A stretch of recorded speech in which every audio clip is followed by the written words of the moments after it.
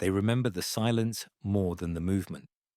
10 men arrived with black belts and expectations. Bruce Lee stood in front of them, unguarded, almost still.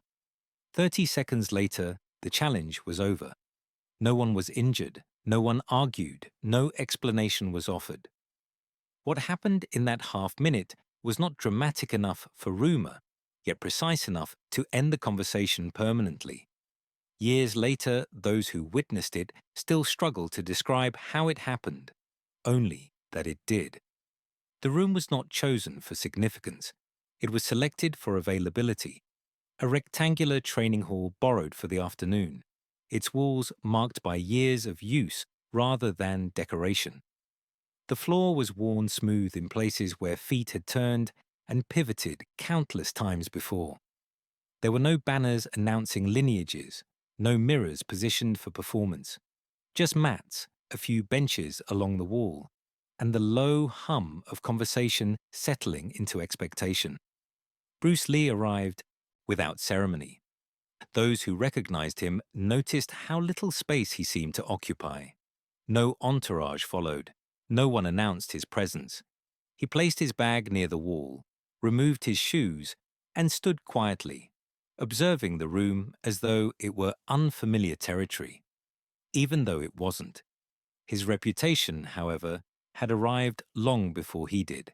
Stories had circulated for months, some from film sets, some from private training halls, some from men who insisted they had seen something difficult to explain but easy to dismiss. Accounts of speed that disrupted timing, of control that made strength irrelevant, of demonstrations that ended conversations rather than starting them. Not everyone believed those stories. The invitation for this gathering had been polite, even respectful. A request to demonstrate, to clarify, to answer questions without words. It was framed as an exchange, not a confrontation, but the underlying purpose was understood by everyone present. This was not about curiosity alone. Several men in the room had built their lives on structure, on systems refined over decades, sometimes centuries. Their authority was earned through repetition, hierarchy, and recognition. They wore it comfortably. Some wore it literally, in the form of black belts tied with practiced precision. Bruce Lee wore nothing that marked rank. He warmed up slowly, if it could be called that. Small movements, rotations of the shoulders, a brief lowering into stance, then back up again. He did not stretch excessively. He did not test the floor. He did not rehearse anything that resembled a technique. Those watching tried to read meaning into this restraint. Some interpreted it as confidence. Others saw indifference. A few mistook it for uncertainty. No one spoke openly, but glances passed between observers. Questions were formed and withheld. The room carried a quiet insistence, as though something needed to be resolved simply by being present. Bruce Lee finished adjusting his sleeves and stood near the center of the mat. His posture was relaxed, but not casual. His attention appeared evenly distributed. Nothing fixed, nothing avoided. Someone cleared their throat. The session had not officially begun, yet the atmosphere had already shifted. The room was no longer neutral ground. It had become a place where assumptions would either hold or quietly dissolve. Bruce Lee did not look toward the door when footsteps approached. He did not need to. The sound alone told him the balance of the room was about to change. They entered together, not in formation, but with an unspoken coordination that comes from shared discipline. 10 men, each carrying the quiet assurance of long training. Their black belts were worn, not ceremonial. The fabric had softened with age, the knots tied without thought. No one announced them either. They paused near the edge of the mat, surveying the room with practiced eyes. This was familiar territory to them. Training spaces all share certain truths: distance, footing, angles. They noted these things instinctively, even as they exchanged brief nods with one another. Their presence altered the temperature of the room. Conversations that had been low but constant fell away. Observers shifted positions, making space without being asked. It was not fear that caused this, but recognition. These men represented systems, years of repetition, rules that had been tested and preserved. They were not there to be hostile, but they were not there to be convinced easily either. Each had heard the stories. Some had dismissed them outright. Others had grown curious, then skeptical. Speed, they believed, could be trained. Power could be measured. Control, however, was something they trusted only when it came from structure. They stood together now, not as individuals seeking attention, but as a collective measure. One of them spoke first, not loudly, not aggressively. His tone was neutral, almost courteous.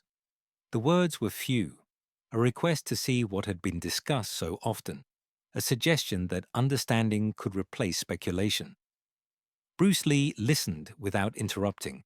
He did not nod immediately. He did not step forward. For a moment, he simply remained where he was, hands relaxed at his sides, eyes steady but unchallenging. When he finally responded, it was with a single acknowledgement, nothing more. There was no negotiation of rules. That absence unsettled some of the men. Not because rules were necessary for control, but because their removal placed responsibility elsewhere. Without agreed structure, comparison becomes difficult. Without boundaries, outcomes speak for themselves. One of the black belts adjusted his stance unconsciously, feet aligning as they would before a formal exchange. Another loosened his shoulders, breath deepening slightly. These were habits ingrained over years, responses to anticipation, not fear. Bruce Lee did none of this. He stepped forward only enough to close the conversational distance, not into their space, but into relevance. His posture remained open, no guard raised, no signal of readiness beyond presence itself. The room sensed it then, not confrontation, but a crossing point. Authority had arrived, expecting to be met. What they encountered instead was something quieter, not defiance, not submission, something more difficult to place. And in that uncertainty, the tension began to take shape. No one suggested an audience, yet people gathered anyway. They stood along the walls, near the benches, careful not to intrude on the mat. Some had trained their whole lives. Others had come simply because they had heard Bruce Lee would be there. All of them understood that whatever was about to happen would not be repeated for their benefit. There was still no formal challenge. That absence gave the moment its weight. The 10 black belts did not step forward together. They remained where they were, close enough to act, far enough to observe. Their expressions were controlled, professional, but their attention had narrowed. Every small movement in the room now registered with increased clarity. Bruce Lee stood across from them, neither squared off nor disengaged. The space between them was undefined. Not a ring, not a line, just open floor. Someone asked quietly whether this was going to be a demonstration or an exchange. The question drifted unanswered. The distinction no longer mattered. Time stretched, not dramatically, but noticeably. In that space, assumptions began to surface about reach, about speed, about what could or could not be done within such proximity. These calculations were automatic, the product of habit. The men with black belts had learned to read intention through posture and tension. Bruce Lee offered very little to read. His breathing was even. His gaze was steady, but not fixed on any single person. He appeared to be listening to the room rather than watching it, as though the details would present themselves when necessary. That composure unsettled more than overt aggression would have. One of the black belts shifted his weight forward slightly, not as a signal, but as a test. The movement was subtle enough to pass unnoticed by most observers. Bruce Lee noticed. He did not react. The shift was withdrawn. Another man cleared his throat and spoke again, this time more directly. Not a provocation, an invitation, a suggestion that a brief exchange would resolve any doubt. The tone was still respectful, but now it carried expectation. Bruce Lee met his eyes. For a moment, nothing happened. Then Bruce Lee inclined his head, just enough to indicate consent. No words followed. No stance was assumed. He simply adjusted his position so that he stood more centrally within the open space. The room responded instinctively. People leaned forward slightly, not in anticipation of action, but in recognition that the moment had crossed from possibility into inevitability. What followed would not be announced. There would be no count, no signal to begin. And that, more than anything else, made the tension complete.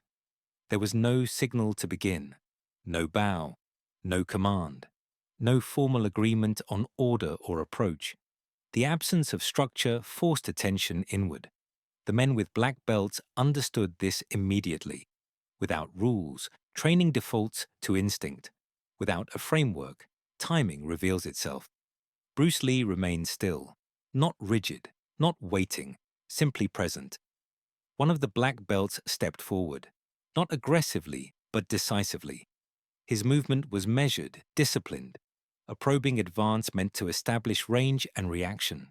It was the kind of opening designed to draw a response. Bruce Lee did not retreat. He adjusted his position by a fraction, shifting weight so subtly it registered more as balance than movement. The advance continued for half a step more, and then stopped.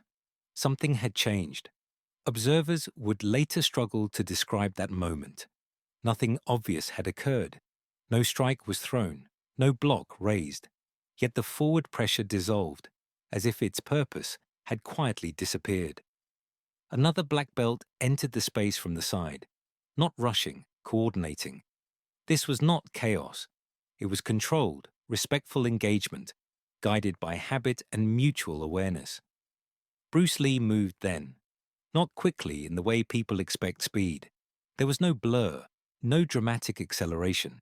His movement was economical, small adjustments that redirected intent before it could solidify, a step that closed space where it should have remained open, a turn that shifted alignment just enough to make leverage irrelevant.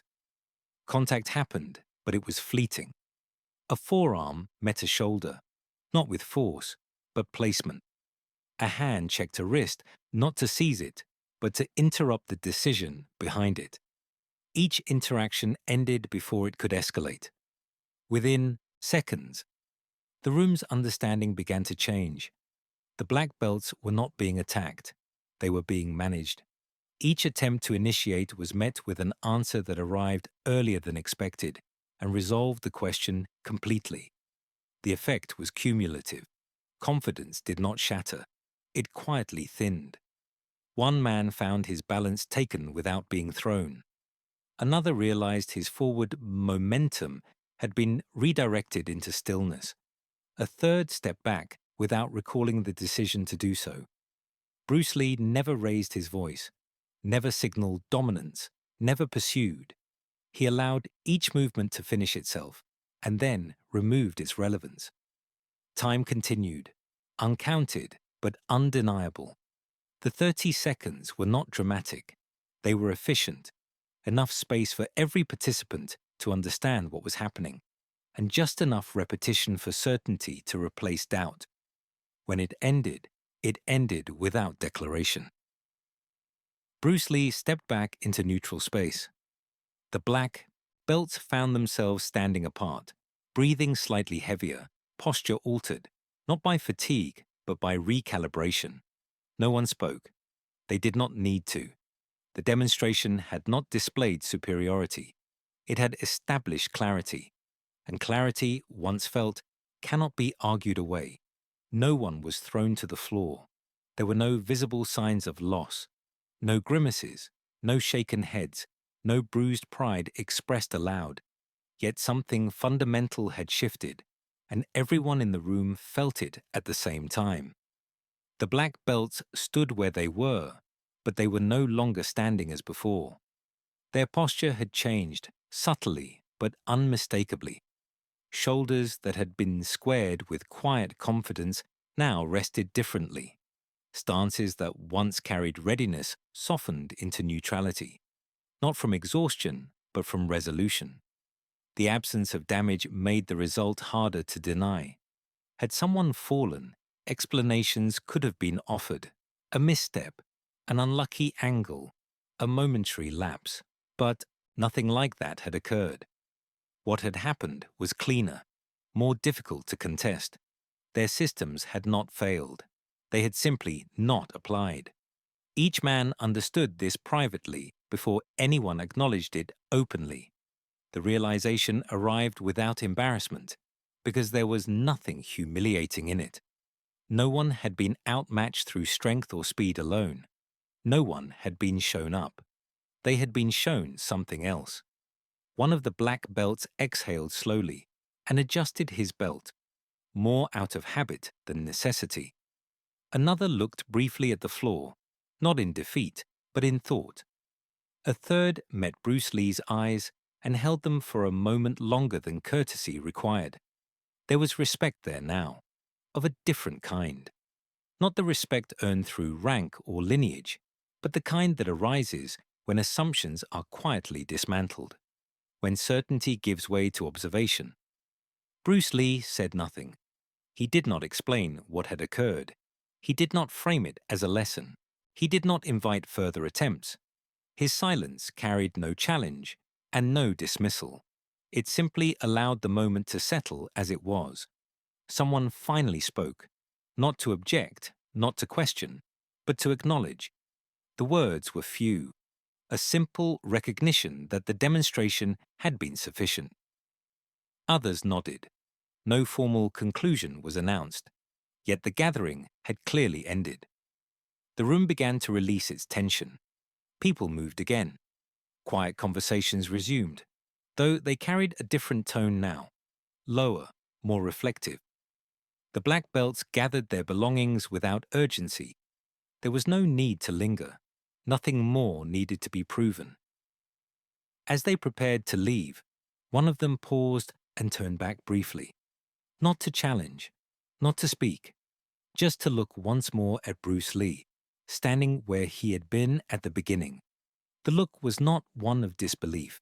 It was one of recalibration. Something had ended without conflict. Something else had begun without announcement. And that quiet shift would follow them long after they left the room. The incident was never recorded. No photograph surfaced. No official account was written. It did not appear in magazines or promotional material. Those who were there did not rush to tell the story. And when they did speak of it later, it was often indirectly, referenced rather than described. That restraint became part of its permanence. In the years that followed, the men who had been present carried the experience quietly. Some continued teaching as before, but with subtle changes. Techniques were examined more closely. Assumptions were tested rather than repeated. Movements were stripped down, simplified, made honest. None of them spoke of being defeated. They spoke instead of understanding something new. When the story surfaced, it surfaced unevenly, in fragments, a comment overheard after a seminar, a brief remark made when discussing efficiency, a pause in conversation when Bruce Lee's name was mentioned, not reverent but attentive. What endured was not the number of seconds, it was the absence of struggle. Those who heard the story often asked what technique Bruce Lee used. The answer, when given, was always unsatisfying. There was no single motion to replicate, no sequence to memorize, no moment that could be isolated and copied. That, perhaps, was the point. The event became a reference rather than a lesson, something instructors would allude to when discussing restraint, something students would hear about when questioning whether more force was always the solution. Years later, Bruce Lee himself rarely mentioned it. When asked about demonstrations like that, he redirected the conversation. He spoke of adaptability, of observation, of removing what was unnecessary. But he never cited the room, the black belts, or the 30 seconds. The story belonged to the witnesses, not to him, and so it aged differently from most legends. It did not grow louder. It did not gain embellishments. It remained small, precise, and difficult to argue with. Those who had been there remembered the silence afterward more clearly than the movements themselves, the way certainty had faded without resistance, the way authority had recalibrated rather than collapsed. In time, the details mattered less than the effect. The incident became one of many quiet confirmations that followed Bruce Lee throughout his life. Not proof of dominance, but evidence of clarity. A moment where nothing dramatic happened, yet everything necessary was resolved. Long after the room was forgotten, long after the participants had gone on to other teachings and other students, the story continued to surface exactly as it had begun, not as a victory, as a reminder that mastery does not announce itself. It simply leaves no need for argument.